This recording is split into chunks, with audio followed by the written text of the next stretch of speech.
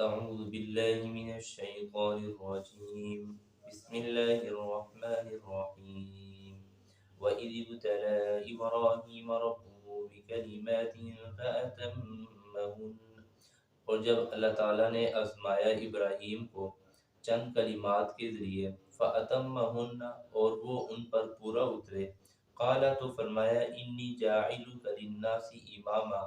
کہ میں تمہیں لوگوں کے لیے رہنما بناؤں گا، قال فرمایا ومن ذریتی، اور میری اولاد میں سے بھی بعض کو امام بنا دیجئے، قال فرمایا لا ینال عہد الظالمین، کہ میرا وعدہ جو ہے یہ ظالموں کو نہیں حاصل ہوگا۔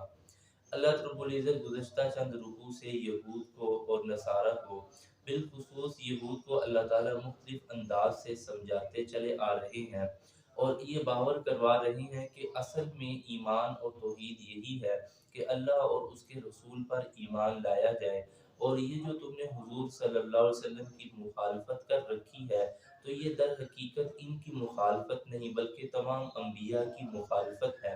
کیونکہ تمام انبیاء ایک چیز میں مشترک ہوتے ہیں، اور وہ یہ ہے کہ وہ اللہ کی ذات، اللہ کی توحید اور اللہ کی وحدانیت کے لوگوں کو قائل کرتے ہیں، اور اللہ کی صفات میں ایک صفات صادق بھی ہے کہ اللہ رب العزت ہمیشہ جو فرماتے ہیں وہ سچ فرماتے ہیں۔ تو اللہ تعالیٰ نے اپنی اس لالائق کتاب کے اندر صاف صاف فرما دیا کہ میں نے حضور صلی اللہ علیہ وسلم کو تمام انسانیت کے لیے پیغمبر بنا کے بھیجا ہے۔ تو اللہ تعالیٰ ان کو مختلف انداز سے سمجھاتے چلے آ رہے ہیں۔ تو اب یہاں اللہ رب العزت حضرت ابراہیم علیہ السلام کے چند ایک واقعات نقل فرماتے ہیں، چونکہ یہود اس بات کا دعویٰ کیا کرتے تھے کہ حضرت ابراہیم علیہ السلام ان کے حضرت ابراہیم علیہ السلام ان کے مذہب کے بڑے تھے، ان کے امام اور رہنما تھے۔ اللہ رب العزت نے قرآن پاک میں اس کی بھی تردید فرمائی کہ ما کان ابراہیم یہودیا ولا نصرانیا ولکن کان حنیفا مسلما، فرمایا کہ حضرت ابراہیم علیہ السلام نہ وہ یہودی تھے نہ وہ نصارہ تھے، بلکہ وہ تو پکے سچے مسلمان تھے۔ تو اللہ رب العزت نے یہ بات فرمائی کہ یہ یہود اور نصارہ جو حضرت ابراہیم کو اپنے اپنے مذہب کے ساتھ منسلک کرتے ہیں، یہ دعویٰ بے بنیاد ہے، اس کی کوئی حقیقت نہیں ہے۔ تو اللہ رب العزت نے فرمایا کہ اصل میں ابراہیم علیہ السلام کی اگر تم زندگی کا مطالعہ کرو تو ان کی زندگی تو آزمائشوں سے بھری ہوئی ہے، اور وہ ہر آزمائش پر پورا اترے ہیں، بنسبت اس کے کہ تم نے ہر موقع پر اللہ رب العزت کی سرکشی اور بغاوت کا راستہ اختیار کیا ہے، تم نے اللہ رب العزت کی قدم قدم پہ نافرمانی کی ہے، اور اس کے مقابلے میں حضرت ابراہیم جن کو تم اپنا پیشوا سمجھ رہے ہو، اپنا بڑا امام سمجھتے ہو، انہوں نے ساری زندگی خطرات کے اندر اور اللہ رب العزت کی طرف سے آنے والی آزمائشوں میں گزار کر ان میں مکمل کامیابی حاصل کی ہے۔ تو اللہ رب العزت نے اسی پیرائے میں یہ بات فرمائی کہ وَإِذِ ابْتَلَىٰ إِبْرَاهِيمَ رَبُّهُ بِكَلِمَاتٍ فَأَتَمَّهُنَّ، کہ میں نے حضرت ابراہیم علیہ السلام کو اپنے اس جلیل القدر پیغمبر کو مختلف انداز سے آزمایا ہے۔ مفسرین نے لکھا ہے کہ سب سے پہلے آزمائش اپنے ہی گھر سے شروع ہو جاتی ہے، چونکہ یہ کس گھر میں پیدا ہوئے تھے، ان کا باپ جو تھا وہ بت فروش تھا، بت بنا کر بیچا کرتا تھا اور دعویٰ کرتا تھا کہ یہ ہمارے خدا ہے۔ تو اللہ تعالیٰ نے سب سے پہلی آزمائش تو گھر ہی میں رکھی کہ باپ کا دین اور ہے اور بیٹے کا مذہب اور دین اور ہے۔ باپ بھی ہے بت گر ہے، بت بنانے والا ہے، اور بیٹا بت شکن ہے، بتوں کو توڑنے والا ہے۔ تو اللہ تعالیٰ نے ان کا اور حضرت ابراہیم کا مکالمہ بھی ذکر کیا کہ ایک مقام پر حضرت ابراہیم فرمانے لگے یا ابت لا تعبد الشیطان، کہ اے ابا جان شیطان کی پیروی نہ کیجیے، ان بتوں کو نہ بنائیے، کیونکہ اگر آپ ان کو بنائیں گے اور ان کو بیچیں گے تو اس سے اللہ رب العزت کی طرف سے سخت ناراضگی ہوگی، اللہ کی مخالفت اور سرکشی کر کے اس کا انجام بڑا بھیانک ہوگا۔ تو بجائے اس کے کہ وہ اپنے بیٹے کی بات مان دے تو وہ کہنے لگے قال اراغب عن آلہتی یا ابراہیم،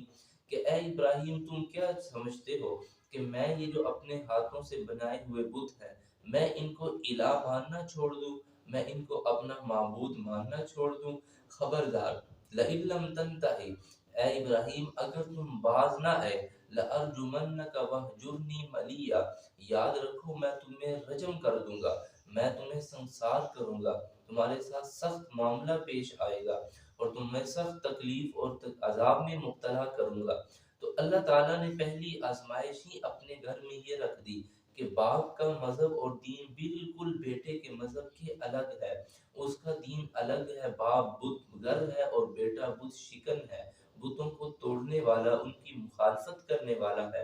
اور باپ بتوں کو بنا کر ان کو الہ پیش کر کے بیچنے والا ہے۔ تو الغرض اللہ رب العزت نے اس آزمائش میں جب یہ مبتلا کیا تو حضرت ابراہیم کو ثابت قدم پایا اور وہ اپنے باپ کو اس عقیدے کی وجہ سے چھوڑ کر اس علاقے کو چلتے بنے۔ پھر اللہ رب العزت نے انہیں مزید آزمایا کہ راستے کے اندر ایک بادشاہ نے انہیں در لیا اور یہ کہا کہ یہ تمہارے ساتھ جو ہے اس کو ہمارے حوالے کر دو، کیونکہ اس بادشاہ کی یہ عادت تھی کہ جو عورت بھی کسی مرد کے ساتھ ہوتی اور اگر وہ اس کی بیوی ہوتی تو وہ اس کو ہتھیا لیا کرتا اور اس کے ساتھ بدکاری کیا کرتا۔ تو اللہ تعالیٰ نے معاملہ راستے میں کچھ ایسا پیدا کر دیا، لیکن اللہ تعالیٰ نے حفاظت فرمائی۔ حضرت ابراہیم علیہ السلام نے ایک تدبیر سوجی اور کہنے لگے کہ اے بادشاہ یہ میری بیٹی ہے، یہ میری بہن ہے، کیونکہ بہن سے مراد یہ تھا کہ یہ میری مذہب کے اندر بہن ہے، کہ ہمارا اور اس کا آپس میں رشتہ ایک ہی ہے، ہمارا دونوں کا مذہب ایک ہی ہے۔ لیکن وہ ظالم بادشاہ نہ مانا تو اللہ تعالیٰ نے اس کو زمین کے اندر دھنسانا شروع کر دیے۔ پھر اس نے معذرت کی تو اللہ کی طرف سے اس کی جان بخشی ہوئی۔ تو اللہ تعالیٰ نے اس آزمائش سے بھی حضرت ابراہیم علیہ السلام کو گزارا۔ پھر تیسری آزمائش اس سے بھی بڑھ گئے کہ اللہ تعالیٰ نے حکم دیا کہ اپنی بیوی ہاجرہ اور ان کے جو چھوٹے بچے شیر خوار بچے حضرت اسماعیل کو مکہ کی اس بیاباں وادی کے اندر، اس صحرا کے اندر چھوڑ کر ہمارے طرف واپس چلے آؤ۔ تو اللہ تعالیٰ کی اس آزمائش کو بھی حضرت ابراہیم علیہ السلام نے پورا کرتے ہوئے اپنے شیر خوار بچے کو اور اپنی اس جوان بیوی کو اس صحرا اور بیابان کے اندر چھوڑ کر اللہ کی خاطر چلے گئے۔ اگر دیکھا جائے تو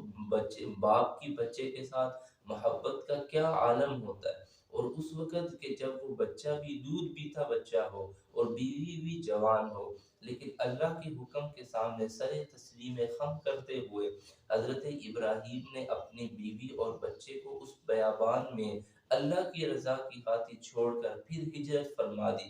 پھر اس سے بڑی آزمائش کہ جب بچہ بڑا ہوتا ہے تو باپ کی اس کے ساتھ کچھ امیدیں وابستہ ہوتی ہے کہ یہ بڑا بن کے میرا بازو بنے گا، میرا مددگار بنے گا، میرے معاملات میں میری مدد کرے گا۔ اللہ رب العزت نے جب حضرت اسماعیل جوان ہوئے تو ایک خواب دکھلایا کہ حضرت ابراہیم اپنے بیٹے اسماعیل کو ذبح کر رہے ہیں، اور یہ خواب مسلسل دیکھتے رہے تو سمجھ گئے کہ یہ اللہ کی طرف سے کچھ آزمائش ہے۔ تو اپنے بیٹے سے کہنے لگے کہ یا ابتی، کہ اے بیٹے تمہارا کیا خیال ہے، انی ارا فی المنام انی اذبحک فانظر ماذا تری، میں مسلسل یہ خواب دیکھ رہا ہوں کہ میں تمہیں ذبح کر رہا ہوں اللہ کی راہ میں، تمہارا کیا خیال ہے اس بارے میں، تمہارا کیا مشورہ ہے؟ تو وہ بھی اللہ کا بندہ تھا اور اللہ کا پیغمبر تھا جلیل القدر، کہنے لگا یا ابت فعل ما تؤمر ستجدنی انشاء اللہ من الصابرین،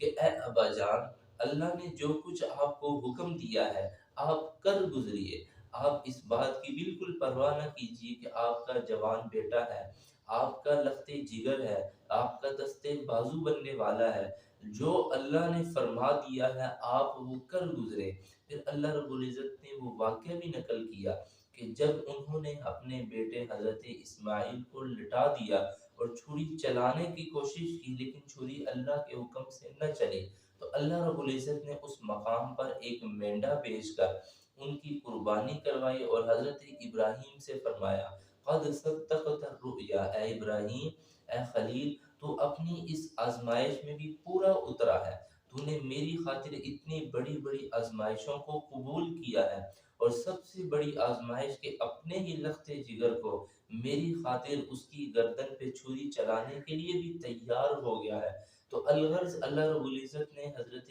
ابراہیم علیہ السلام کو مختلف انداز سے آزما کر فرمایا کہ اے ابراہیم، تو نے میری خاطر بڑا دکھ اور بڑا تکلیف دیکھا ہے، بڑی آزمائشوں سے گزرا ہے۔ تو اللہ رب العزت فرماتے ہیں کہ اے ابراہیم انی جاعلک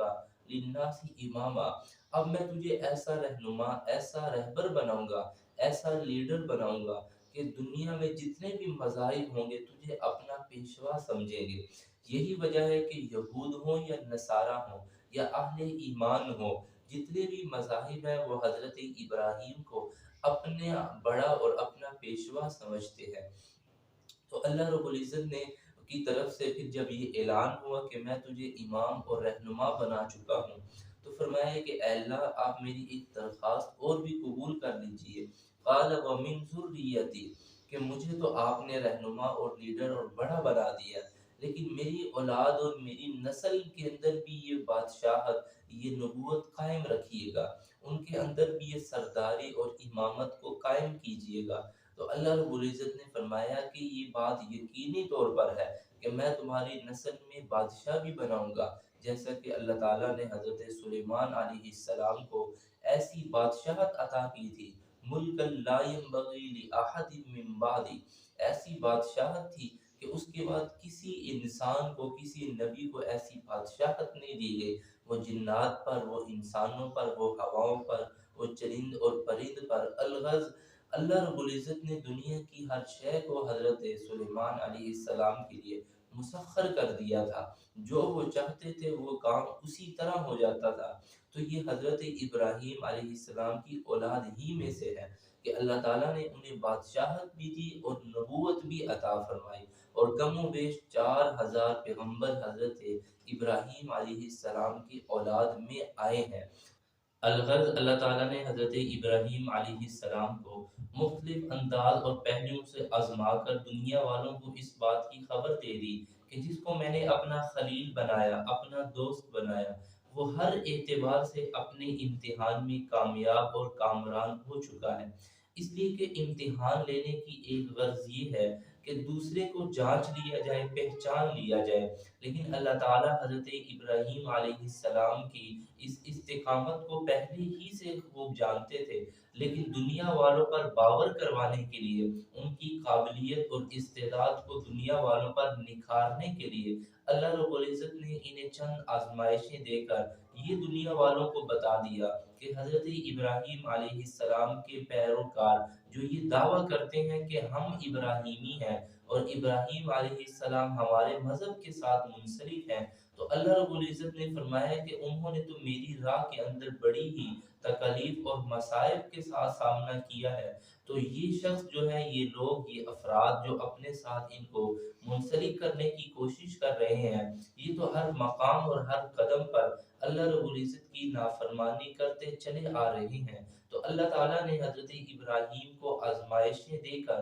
اور ان کی کامیابی اور کامرانی پر انہیں نوازتے ہوئے یہ بشارت سنائی کہ اب قیامت تک اللہ رب العزت نے آپ کو امامت اور آپ کو پیغمبری دی ہے، کہ قیامت تک جتنے بھی مذاہب ہوں گے وہ سب آپ کو اپنا پیشوا اور سب آپ کو اپنا بڑا سمجھیں گے، اور ساتھ ساتھ یہ فرما دیا کہ آپ کی اولاد میں سے بھی جو قابل ہوگا، جو استعداد رکھنے والا ہوگا، ہم اس کو بھی یہ امامت عطا کریں گے، چاہے وہ بادشاہت کی صورت میں ہو، چاہے وہ نبوت کی صورت میں ہو۔ تو اللہ رب العزت نے ان کو بھی اور ان کی اولاد کو بھی پھر نبوت دے کر اور بعض کو بادشاہت دے کر اپنا یہ وعدہ پورا کر دکھایا۔ وآخر دعوانا ان الحمد للہ رب العالمین۔